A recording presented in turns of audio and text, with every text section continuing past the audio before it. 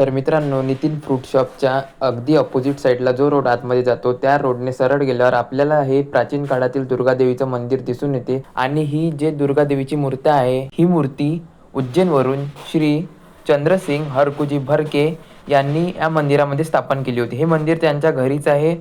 कडमेश्वरमधलं हे सगळ्यात आधीचं मंदिर आहे दुर्गादेवीचं. मित्रांनो, एवढंच नव्हे तर ह्या मंदिरामध्ये पारडसिंगा निवासिनी अनुसा माता सुद्धा आलेली आहे. आजोबा, तुमच्या इकडं पूर्ण नाव सांगा बरं. चंद्रसिंग हलकुजी भरके. हे मंदिर म्हणजे कडमेश्वर मधलं पहिलं आहे का? माझ्या स्वप्नात म्हणे तू तरी माझी स्थापना कर.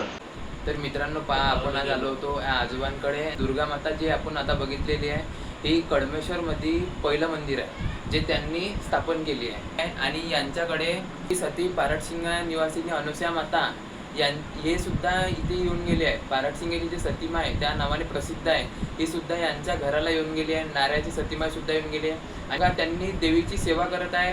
आता म्हातारपणामध्ये सुद्धा ते आपल्याकडून जेवढं होईल तेवढं देवीसाठी करत आहे, देवीची एवढी सेवा करत आहे. तर तुम्ही सुद्धा नक्की विजिट द्या या प्लेसला, कारण हे कळमेश्वर मधलं पहिलं मंदिर आहे दुर्गा देवीचं.